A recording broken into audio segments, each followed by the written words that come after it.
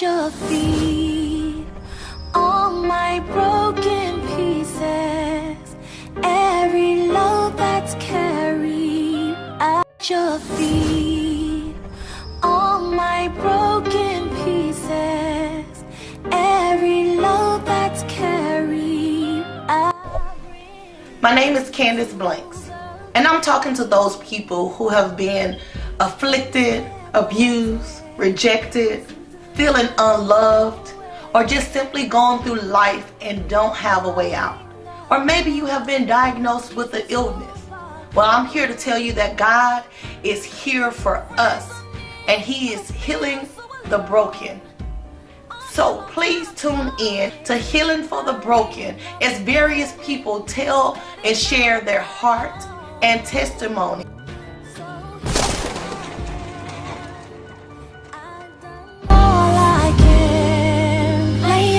Your feet, all my broken pieces, at your feet, all my broken pieces, every load that's carried. You're watching Healing for the Broken, and I'm your host, Candace Blanks. And on today's show, we have an awesome woman of God, Pastor Cheryl Donovan, who's an author, a mentor, a whatever you need her to be. She is it. And she's going to talk to us more about identity. So who are you? We'll be right back. Welcome back to Healing for the Broken, where I'm your host, Candace Blanks, and Pastor Cheryl, thank you for coming on the show. Absolutely. I don't have it any other way. Thank you so much for having me. You're welcome. You're welcome. So I'm excited. Okay. Because we're talking about identity on today, Yes, and actually learning more about self-awareness, who a person, who are you as a person, or what are you becoming? Yes. You know, and so we're definitely going to get more about talking to you about yourself as well, but leading into all the many things that God has created you to do in our community. And so let's talk more about that. Like, who are you? You know what? If you had asked me that several years ago, I probably would give you a lot of titles. I probably would tell you things like author, educator, mentor, media person, all of that. But, you know, at the end of the day, one of the most important things is that I am a daughter of the King. And what was interesting for me, or what was an epiphany for me, was that I had amassed all the titles. You know, I was my children's mom, my husband's wife, my mother's daughter. And I'm like, but, you know, I was somebody before I became my husband's wife. I was somebody before I became my children's mother. Who am I at my core? And it took a journey of finding out my identity in Christ first, in order to really understand who I was and what I was created to be. Because, you know, a lot of times we can get with people and they can tell us, oh, well, you need to do this or you need to be that. You can have this, and, you know, these kinds of things. And we really try to become what they are expecting of us to become, and in the process we can lose who we are. So it's you know, in the book that I have, Can I Be Me, I write about that. I call it identity theft, and I say sometimes we spend so much time trying to be what everybody else wants us to be that before you know it, we're a fraud in our own lives. Oh yes, and I read that. Yeah, and when I read that, it hit me in my core because I saw myself. When you gave the definition of what identity theft was, when I read it, and how a person basically steals your identity and you get the loss of it while they get the gain. Exactly. You know, and so I was like, woo. And then when you came around and hit me again, saying that, how many of us do that with ourselves? With ourselves, yes. And people do that all the time. They take from our, what I call our identity account. They take withdrawal after withdrawal after withdrawal, and before you know it, you're bankrupt. You have nothing left, and you're running around trying to identify, trying to find out, well, who am I? Because when I'm with this person, I have to be this way, and when I'm with this person, they're expecting this, and over here, somebody else has a whole different set of expectations. I haven't once thought about what my expectations are, and I certainly haven't thought about what God's expectations are for me. So when you take that journey, and you look at all of the things that God has created you to be, the gifts and the talents, I think about, some of the people that are in jobs where they make six-figure incomes, but they're miserable because it's not who they were called to be. It's not their passion. Wow. And if they haven't taken inventory of their values and their beliefs, then it's very easy to fall for whatever else somebody else tells you, because you really don't know what you stand for. You really don't know what you believe in, because you haven't taken out time to identify what that is. Wow. And you know, so many people deal with this on a day-to-day basis, and trying to find out who they are. They might say, well, how do I know who I am? Mm-hmm. So what would you say on that? Because a lot of times we sit back and was like, well, they tell me I have to change. Well, so many people don't. I guess the way that they're changing is not, I guess, who they really are. So how can you find who you really are? I think you have to take an inventory. I think you need to look at, and really, sometimes it's hard, because that means that you have to look at not only the good things about yourself, but you also have to look at some of those bad things. You have to look at some of those weaknesses. You have to look at some of those vices, some of those faults that you may have. And but at the end of the day, it's a good thing, because you can take those and turn them into strengths if you choose to do so. But it's a lot of introspection. It's a lot of reflection that has to take place. Yeah. Things you like, things you don't like. And for some of us, we haven't looked at that for so long that when we start doing it, it's like, oh, you know what? Yeah, I do remember that I used to like to do that. I do remember that I love to write, or I do remember that I love to sing, or I love nature, like you said earlier. Yeah. But because we get so bogged down in the mundane, everyday things of life, we tend to forget. We get lost. We lose ourselves. So it's a journey, and it takes time. Yes. It's not something that happens overnight. You want to take maybe a week or so, I would say, and journaling. Oh my God, I write about journaling all through the book, because that is one way. As you start journaling and you're discovering these different things about yourselves, maybe things that you have forgotten that you really enjoyed because somebody said you couldn't do that. And my thing is, why can't you? I mean, if it's not illegal, why can't you? But that's a whole other topic. But then you go back and you look at it as you're making strides to change things. Yes. You can go back and look at what you wrote and say, oh my God, look how far I've come. Or, oh my God, look how I've developed this and how I've accomplished this and I've achieved this. To really start getting to a place where I'm living my life authentically. And that's what we want to do at the core. And that's a powerful word, authentically, because that's basically not living a fraud, not being no fake, Yeah. And so so many people's like, well, I don't think I'm a fake, I'm, because I'm doing this, I'm doing that. But when you say authentically, what do you mean by that? What is? I mean, being true to yourself, and then presenting yourself honestly to other people. Not trying to create a facade that makes them feel comfortable, but because I'm a firm believer that if you have to change who you are to walk in certain circles or to be with certain people, then those are not your people. There are absolutely some people out there that will accept you exactly the way that you are, good, bad, ugly, and will not try to.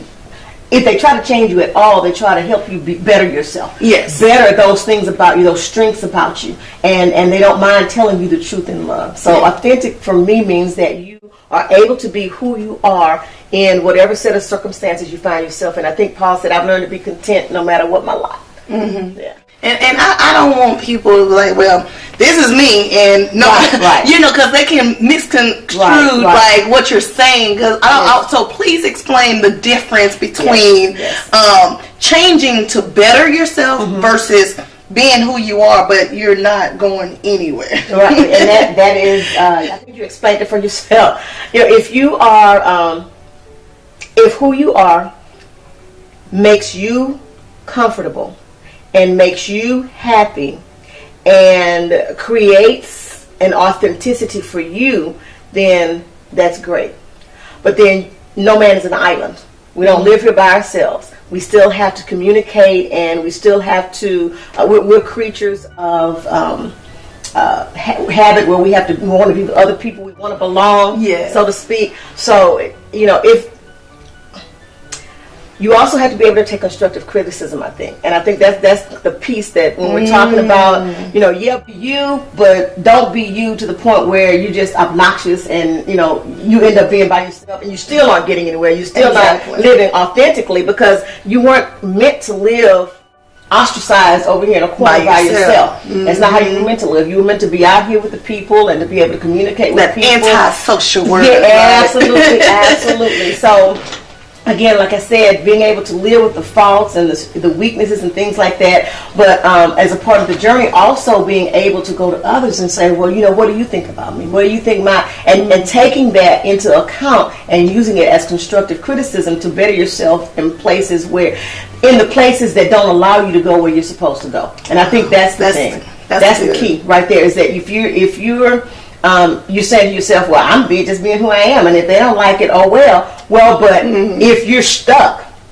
if you're stagnant, if you're not, and that's what I mean by being introspective, because that takes a lot of reflection to identify that. Because for some people, they'll say that because they recognize that they aren't where they want to be. So they'll say, well, that's just because who I am. Well, no. Because of who you are right now is not letting you're supposed to be somewhere else. You're supposed to be doing better. There are some things that you've been created to do, but you're not able to do them because of that's who I am. Then no, that's not really who you are. Exactly. You've put up some walls and you've created some negativity, that has caused you to be stagnant. And so you definitely need to go back and start doing some journaling to identify, well, why do I have that attitude? Where in my life did somebody give me these negative connotations about myself and said that, maybe I was acting out, and instead of helping me to course correct, they said, oh, that's just who they are. And so you took that and you made that a mantra for yourself. Well, that's just who I am. And now you're really angry because everybody else is moving past you, and you just want to use that as an excuse to stay where you are. Wow. So you're still not living authentically. No, not at all. Because a lot of times people take on the ownership of entitlement and victimization. Yes. And so it's sad when you get to that place, because it's hard to try to come out of it. And that's why you say you have to identify where you are and be truthful with yourself. Be truthful with yourself. Because a lot of times that truth hurts. It's not easy. Trust me, it's not easy. For instance, a lot of people see me and see all of the things that I do, and probably would never believe that I have ever been in a place where I was insecure or where I felt maybe less than or what have you. But there were some times when I felt insecure, that I was not sure of myself, that I was not, I walked into a room with people and then, had to really ask myself, do I really belong here? So facing that, because I want to believe that I'm all that and I got it together and I have all this confidence, but no, that's not always the case. So having to face those kinds of things are important when you're talking about getting to authenticity in your life. Amen. We're actually going to be right back after these messages, and when we come back, we're going to talk about being your individual self inside of a marriage. So we'll be right back after these messages. Your feet, all my broken pieces, every load that's carried. How will you feel when you know that someone is praying and interceding for you every day? That is how we hold our partners with high esteem, standing in the gap and praying for you without season. NDTV is God's plan to transform lives and help people to get their freedom from every form of oppression, walk in victory, discover their original destiny and the plan of God for them. Together, we can do far more than any of us could ever do alone. Become a partner today by visiting www.ndtvn.com/partnership, and you will be glad you did.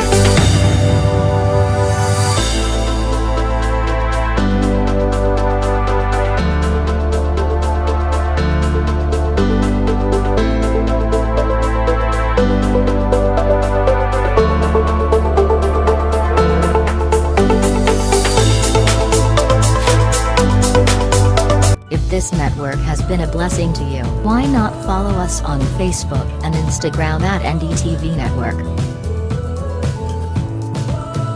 Subscribe to our YouTube channel New Dimension TV.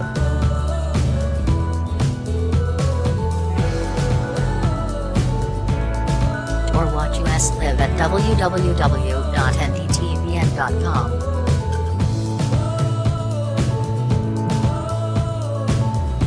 For partnership, prayers,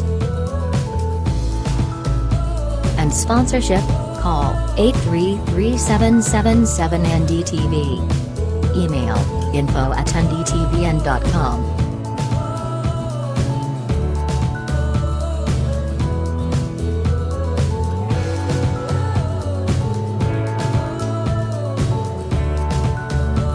NDTV.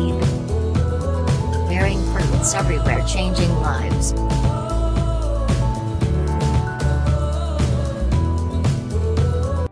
Welcome back to Healing for the Broken, and again we're talking to Pastor Cheryl, and she's going to talk to us more about identity and basically you knowing who you are and walking in your purpose.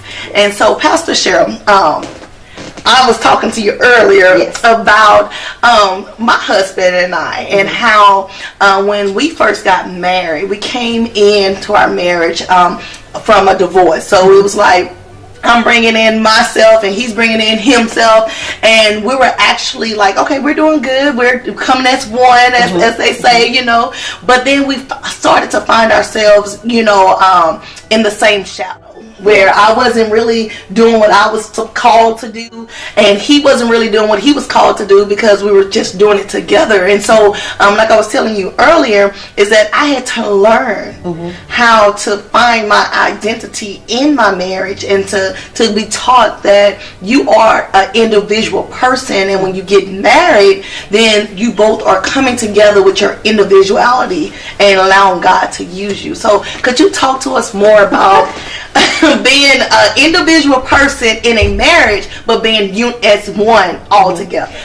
You said it very well. I mean, I think that a lot of times when you get into marriage, it's easy to lose who you really are, because you definitely want to please your spouse. Yes. You want to compromise as often as you can, and you want to make life harmonious, because like you said, you are trying to become, and I've come to learn that becoming is a lifelong process. Wow. So it doesn't stop. You're becoming consistently as different things change in your life. Your kids get older, you get businesses and things like that. You're continually becoming, but becoming what is the question.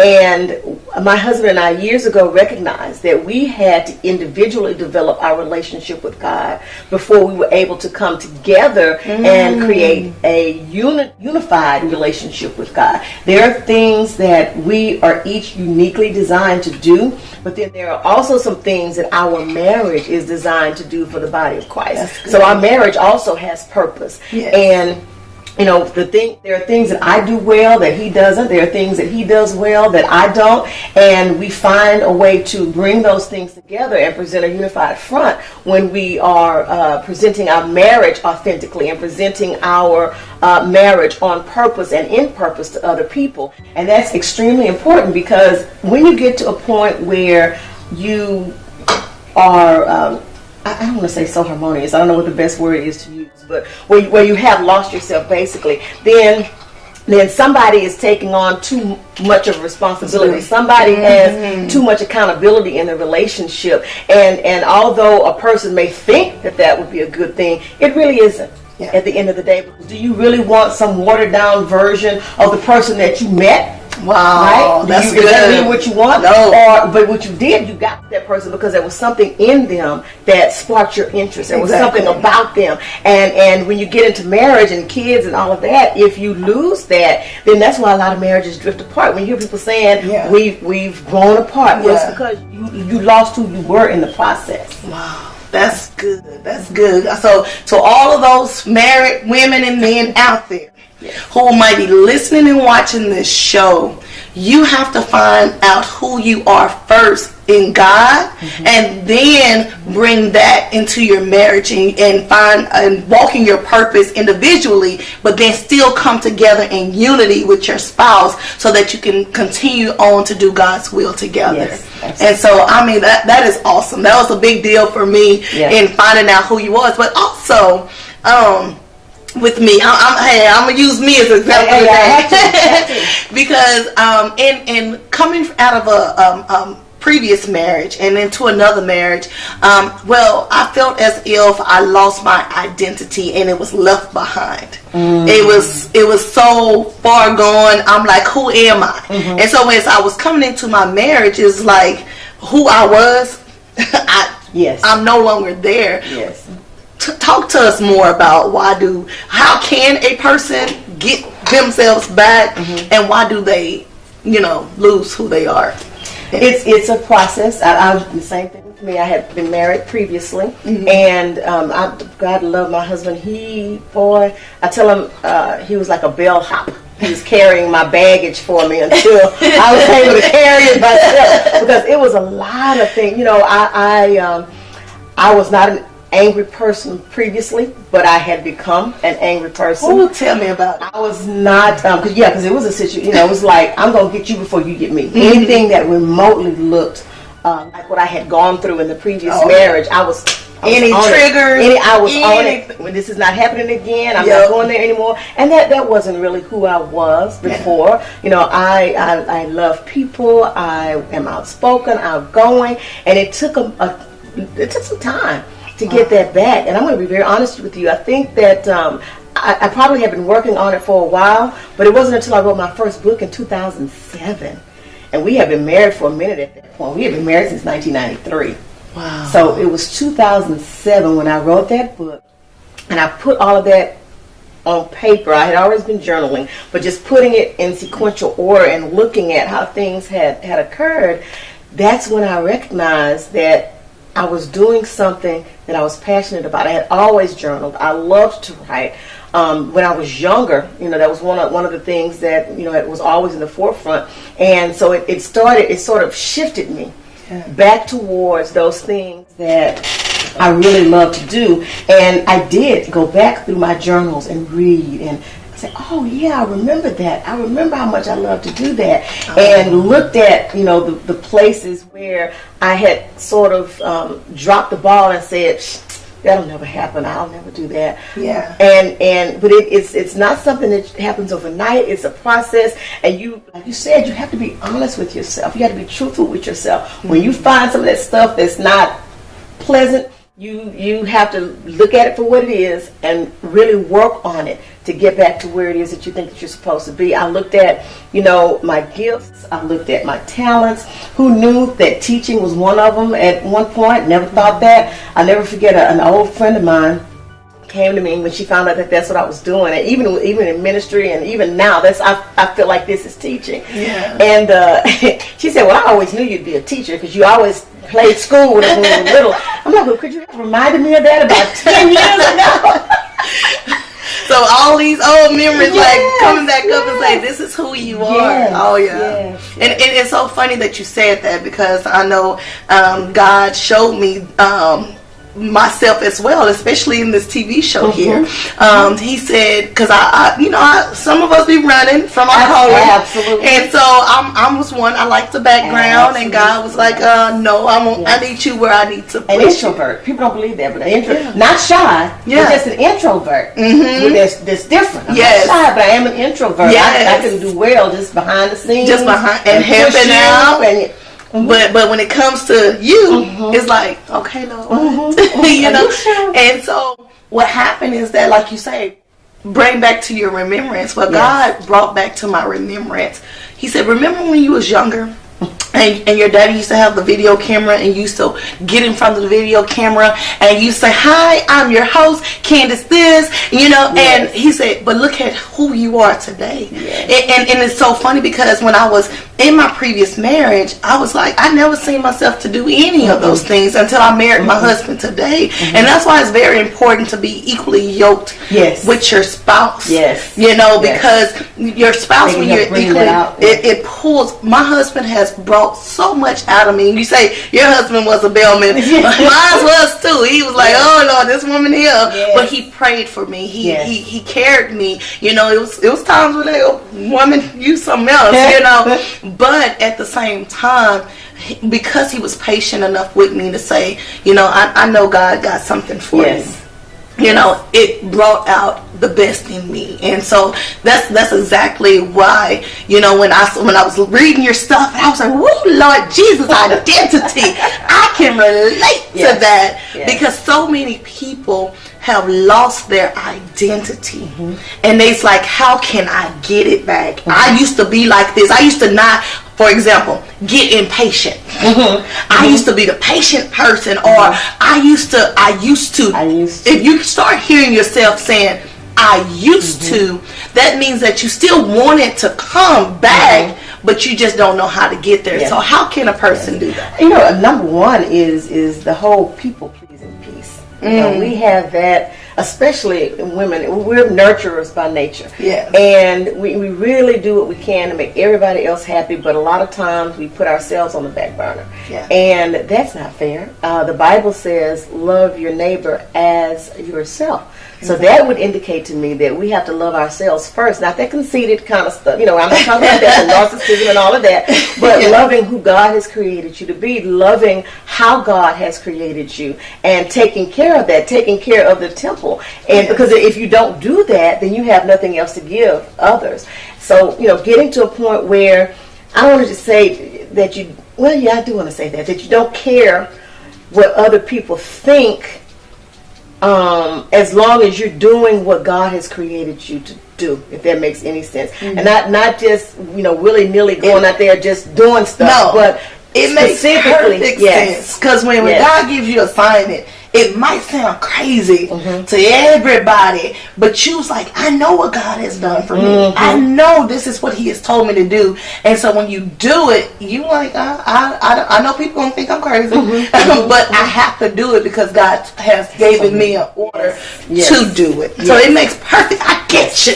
Now, do y'all get it? I understand exactly what I just said. Because we spend a lot of time, you know, waste a lot of time, in my opinion, trying to please everybody else. To say, okay, this is what you need to do. This is how you do it. This is how, you know. And I'm going to say something that's probably going to be really radical right now. But even, you know, we have been, especially as African Americans, you know, go to school, get your education, go work on a job.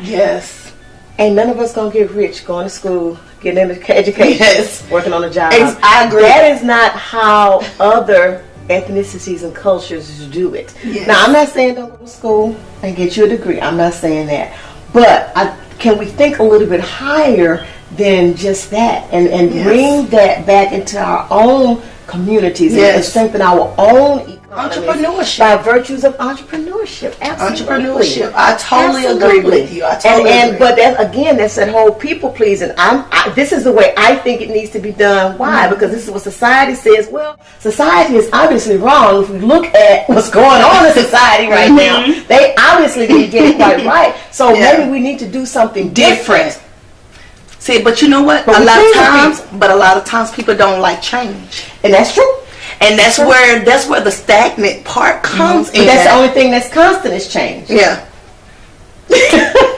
That's true. And but the thing is, so many people are so comfortable in doing that consistently, doing the same routine over and over, and they looking like, well, this is what confuses me, is that you do a constant routine over and over. Go to work, get up at 5 o'clock, go to work, come home, cook, do everything that you need to do, and you have no time for yourself. You have no time to do anything else, but then all of a sudden you're complaining. But you don't want to change.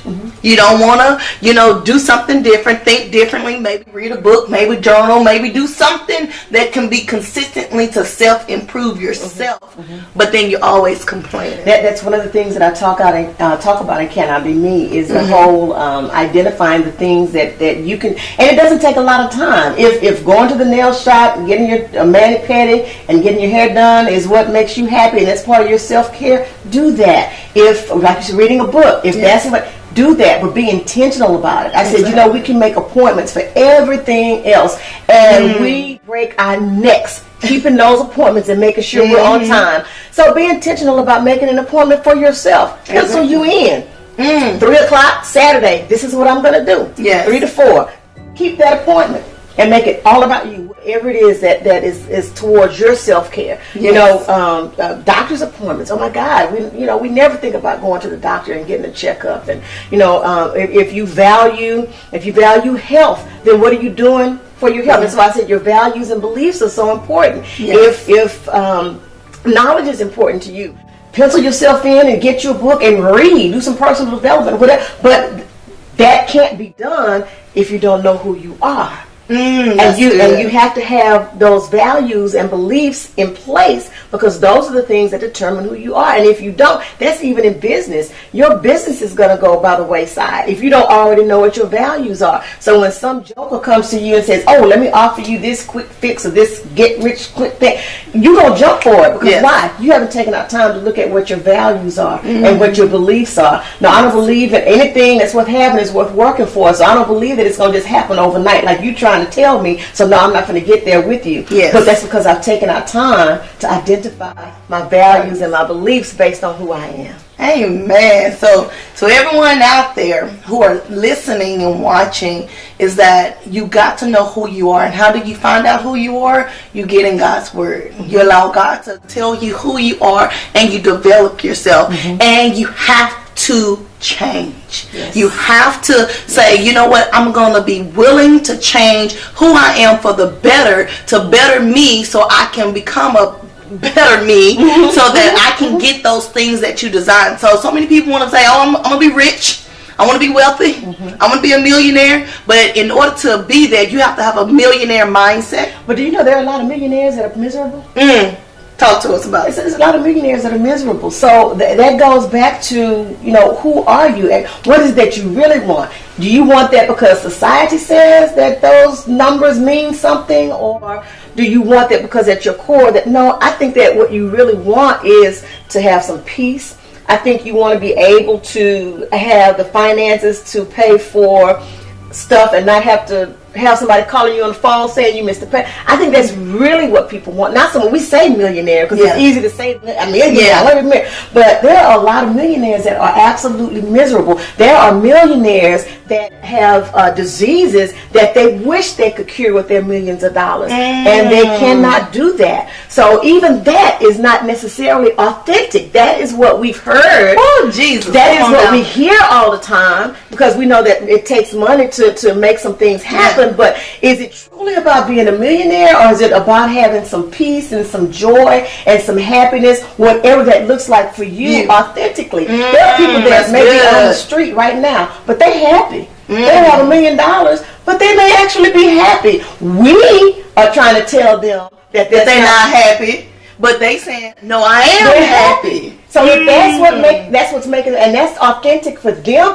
who are we to tell them otherwise? And I ain't telling nobody to go be homeless. Don't think they're gonna get it twisted. I don't want to be homeless. But I'm just saying we have to really think about that when we throw some of that out there. Is that really what you're after, or are you after some other, again, those core values?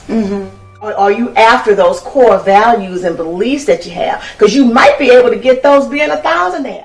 You might be able to get those being, what is your beliefs? But who are you? What is your beliefs and what are your values? And then you can go out and look to see, how can I attain that? What would it take for me to attain that? It may be millions of dollars. I don't know. But it could be a whole lot of other things. If at the core all you really are concerned about is your family, and your family being happy and maintained, what does it take to make that happen? Let me give you a perfect example. Okay. We have our children when they're little, and we break our necks going out buying the most expensive Christmas gifts we can find. And by day 2 or even sooner, all of those gifts are in the corner, and they probably playing with a paper towel roller stick, playing Telescope. Am I telling the truth? That made them happy, but we just spent hundreds of dollars on these, and they very simple. Exactly. And sometimes the road to that is very simple. The road to authentic living is simple. That is so true. My husband and I, we actually talk about this to this day. that we took our 4 children to we did 2 things that day. We took them to the movies, and they wanted to watch, I can remember, Alice in Wonderland that time that it came out. And so we spent like maybe $60, $70 trying to take them to the movies, give them what they want, and then all of a sudden we took them on a picnic at the park. They forgot all about this movie.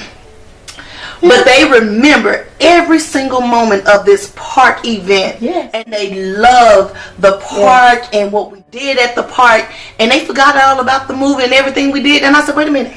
I did not forget about this movie. That we spent $70+. But all we did, look, all we did was a lunch. We sat down, we talked to them, we did football and all of that, and they remembered the smallest things at the park. But we so busy trying to give our kids the world, the Jordans, all of these luxury things of life, and all they want and all they can remember really that truly pierces their heart is to spending time in that quality time in the small. And me and my husband, we looked at that and we said, wow. Wow. So what is truly authentic? What is really, or are you basing your authenticity in what other people are telling you should want? Exactly. Or what you want to give them. You want to give them what you didn't have. Right. But they wanting you to give them what they wanted, which is the love, the care, the quality time. And when you learn so much from kids and they would tell you how to be true to yourself. Yes. Yeah. Oh, absolutely. But we don't listen because we want to give them. Yes, we want them to have what, somewhat of what the other kids have. But they looking like, I don't really want that. But if you give it to me, I'll take it. I'll take it. But our kids tell us how to be true to ourselves and how to be true to them. But we have to listen. You have to listen. You know what? We'll be right back after these messages. And when we come back, we're going to talk to Pastor Cheryl about her new and upcoming book that's coming out in June 2018, Can I Be Me? We'll be right back. Your feet, all my broken pieces, every load that's carried. Are you looking for a professional, affordable and reliable video coverage for your event? Then, talk to us today at NDTV. Our production team are on ground 24 hours for your corporate and church events. With our modern equipment and unbeatable online presence, we can live streaming your event on every social media platform to give you maximum audience and worldwide publicity. Contact us for your next event and receive 50% discount. Call +1 833 NDTV. Visit www.ndtvn.com. Email us events@ndtvn.com. We can also handle all your video production projects, including gospel music video production and editing. Call +1 833 NDTV. Visit www.ndtvn.com. Quality, professional, and customer satisfaction guaranteed. Your feet, all my broken pieces, every load that's carried. Welcome back to Healing for the Broken, where Pastor Cheryl is going to talk to us more about her book, Can I Be Me? I can't wait till it comes out. Well, I know we've been talking a little bit about it as we've been talking here, but talk to us more about how did Can I Be Me come about? You know what, I've said several times in the broadcast, it has been a journey.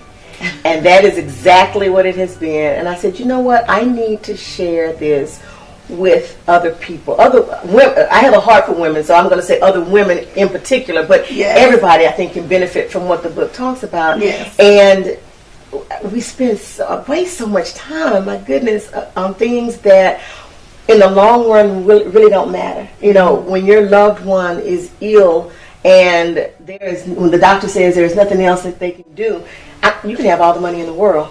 That isn't going to change things. And we spend a lot of times chasing after things that really at the core are not important. And Can I Be Me? Living authentically in purpose, on purpose, is sort of a way to help people move towards those things that truly matter in life. those things that without them, who would you be? You know, who would you be? So we talk about, you know, whole identity piece and how to go through a process and really learn who you are. We talk about not being a victim, not having that victim mentality. We look at getting rid of toxic people. Oh, Yeah, toxic relationships. wow. Yeah, those people that don't mean you well, getting rid of those. Learning how to say no, which is a biggie, you know, Yes. for me. And I'm still learning that one. I'm just going to be truthful. I'm Yeah. still learning that one, how to say no. How to But I've say gotten no. a lot better. I've gotten a lot Yes. better because I know that some things that are emergencies to some people. Yeah, it's might not not be. emergency. So let's talk about that. Learning how to say no.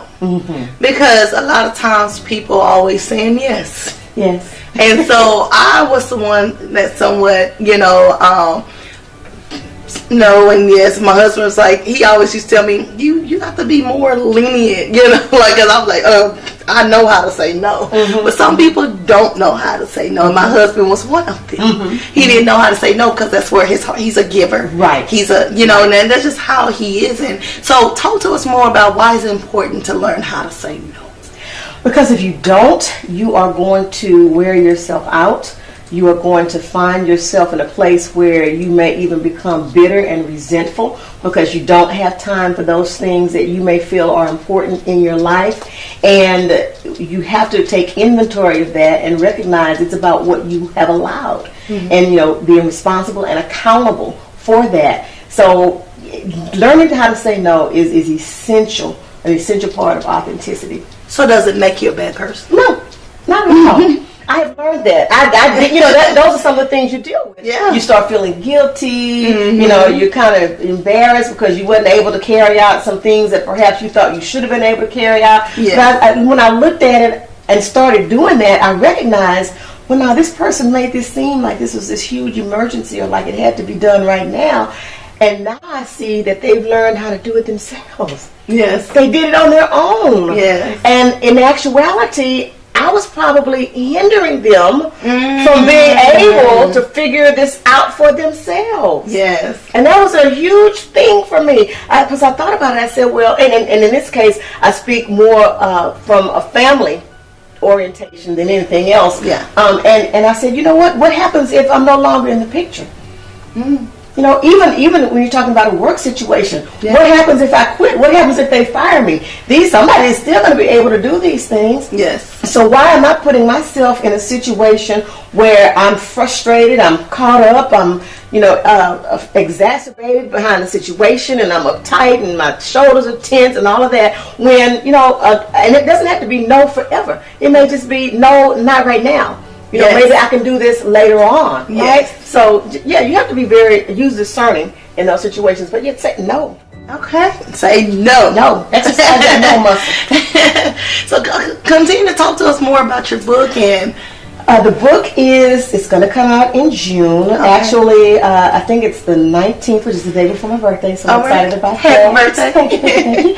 And it will not be in and of itself. It's a book. I've also created a workbook that goes along with it. Okay. I have a group coaching program that goes along with it. So people can either do it individually as a take-home study course, or they can be a part of a group setting, and we can work through some of those processes together in the group, knowing yourself, having a self-concept makeover, again, releasing toxic people in your life. Yes. And then the last one is at the conclusion, living authentically. We kind of put it all together. There's also a video course and some audios that come with this. So loving it already. Yes, definitely trying to help people get to a place of living their lives authentically, in purpose and on purpose. Most definitely. And we're definitely going to get your information at the end of the show. But I do have some questions for you. Absolutely. What is self-awareness? It is understanding who you are and where you are in your life at all times. Being present in the moment, being mindful. Because think about it, a lot of times we spend much of our day either lamenting and thinking about things that have happened in the past, or we spend a lot of time trying to think about things that are going to happen in the future. Yes. Very seldom are we mindful of our present. That's being self-aware. Where am I right now? What am I needing to be focused on right now? And that's why we feel like we're all over the place in a hamster. So self-awareness is knowing who you are and where you are in that moment and proceeding and governing yourself accordingly. Oh, that is good. That is good. So what steps can we take to become more aware? I know y'all gonna get tired of me saying journal it, but I mean, write it down. That's all I can say, because I really believe that when you write the vision, make it plain, write it down, and it forces you to focus on those items that you have on that piece of paper at the moment. I tell people all the time, and some people have gotten angry, but they know me by now. Yeah. So if I am, for instance, sitting here with you, talking to you on the show, yes, and someone were to call me, there are some people that would want to get up and go answer their phone. Yes. Or if we were sitting at dinner, somebody is to call me. Some people would want to get up from dinner and go, nope, Yeah. I'm in the moment. I'm here with Candace. This is our time that we Yes. set aside for each other. So this is what we're going to do. So I am aware of where I am and what I'm doing. I'm intentional about making sure that I'm in this moment and taking it for what it is, so that I can get out of it everything that I'm supposed to get out of it, and not being worried about everything else. When it's time to spend time with my family, work, y'all can't call me. I'm not trying to talk to you. I spend X number of hours with you every day. So if you can't get what you need from me in those hours of the day, then we need to figure out a better time management system for that. But when I'm with my family, same thing when I'm at work. Family, don't call me unless it's an emergency, because I'm at work. Yes. Anything else, feel free, when it's over. But if it's an emergency, obviously do that. But other than that, it's time for work right now. Time for work. And being intentional about that. Yeah, and that's you made such a valid point, because I know when I started work very young, when I was 14. Yes. And my manager, he actually told me, he said, listen, when you come through that door, you leave everything behind you, you're on my time. And so that's exactly what it is to be self-aware, is that whoever or wherever you may be, it's their time. And you leave that part there, unless it's an emergency, of course, but it's their time. Give that person their time. Give your job your time. Present in that moment. Present in that moment. And that's why so many people don't give their 100% of themselves, because they're trying to live in every other moment.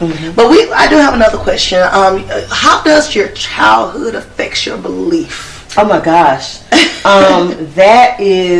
That's why I say you have to go back and be so introspective and reflective and really write down a lot of these things.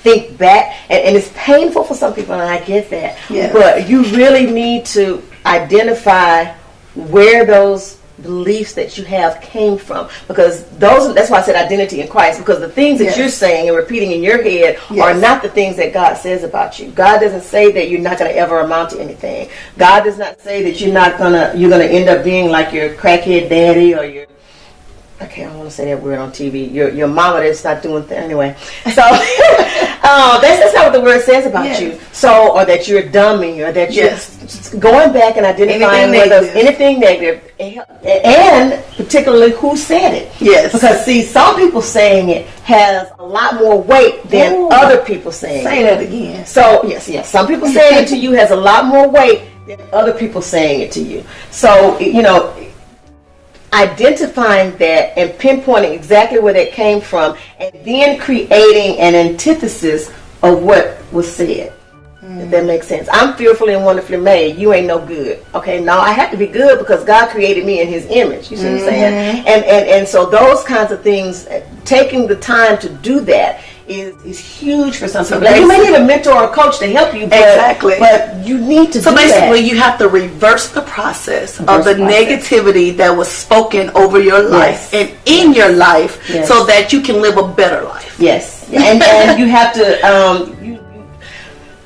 For me, a parent or grandparent, speaking those things over your life is way more powerful than some lady on the street, right? Yes. So if you can go back and say, okay, well, this is what my parents spoke over my life. then now I know what I need to be praying for. I need to pray for spoken word curses over my life from the important people, the stewards that were supposed to be over my life. Yeah. Because that's going to have a huge impact on you. Exactly. You know, a teacher is going to have a huge impact on you. Oh yeah, so many teachers have spoken so many negative words in children's lives. You'll never be nothing. You'll never mount up to nothing. And don't know that your words, life and death is in the power of the tongue. Exactly. Your words are so And it has to be powerful. reversed. It has to be reversed. So how important it is to forgive yourself and others.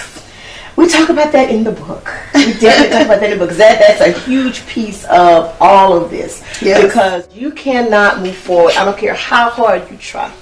And I can say that as a witness. Didn't want to forgive. But if you are not able to find it in yourself to forgive, and like you said, not only the person, but also yourself for having allowed or for having been a part of or creating whatever the situation was, you're just not going to move forward. And it's not about forgiving them for them; it's about forgiving them for yourself, so that you can release yourself from the bondage. Because otherwise, they're holding you captive. They're not even thinking about you. Sometimes they don't even know that they've hurt you. Yes. Right? But I'm not going to forgive them. I'm not going to. They don't even know that. Yes. And your life is the one that's miserable. They're going on about their lives and living it up or whatever. So yeah, it's very important. Well, thank you so much, Pastor Cheryl. And what would you, just in a few seconds, what would you give to the viewers who are watching, your last words that you would like to share with them? You have got to know who you are, what your values are, and what you believe in. And remember that you're fearfully and wonderfully made in God's image. Amen. And how can a person get in contact with you, and how can they find your upcoming book, Can I Be Me? How can they find you? Well, everybody can connect with me on Facebook at Cheryl Lacey Donovan. They can connect with me on Twitter and Instagram at Cheryl Speaks Now, and Cheryl is spelled with a C.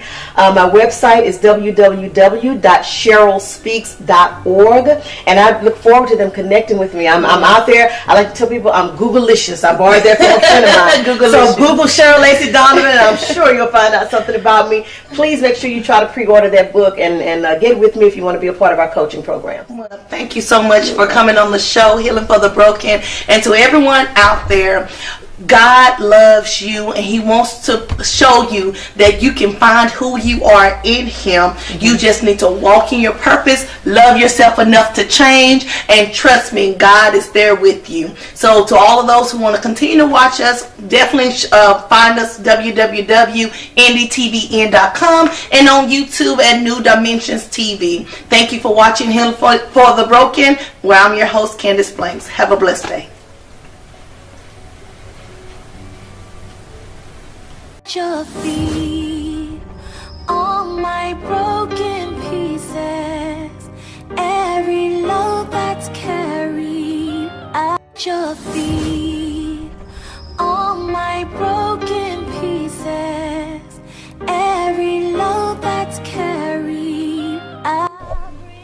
My name is Candace Blanks, and I'm talking to those people who have been afflicted, abused, rejected, feeling unloved, or just simply gone through life and don't have a way out. Or maybe you have been diagnosed with an illness. Well, I'm here to tell you that God is here for us, and He is healing the broken. So please tune in to Healing for the Broken as various people tell and share their heart and testimony.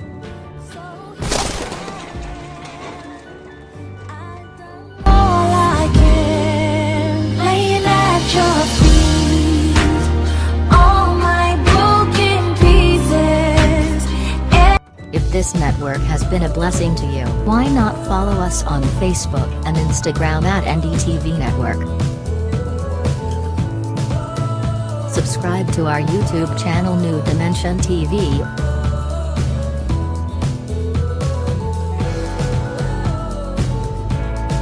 Or watch us live at www.ndtvn.com.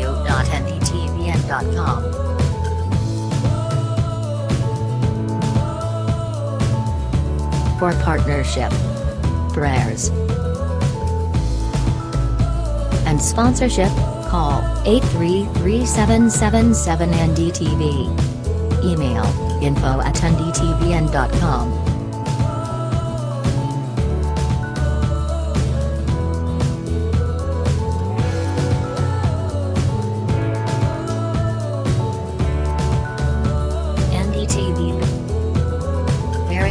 events everywhere, changing lives.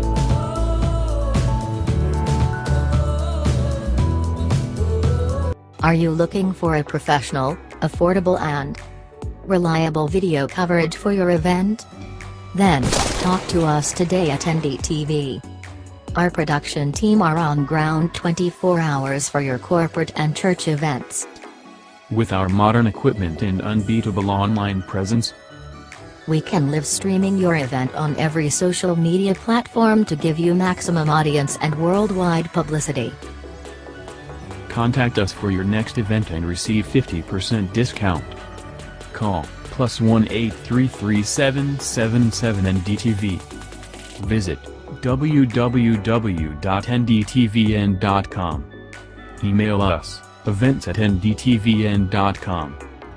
We can also handle all your video production projects, including gospel music video production and editing.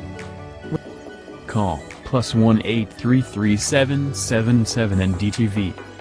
Visit www.ndtvn.com. Quality, professional and customer satisfaction guaranteed.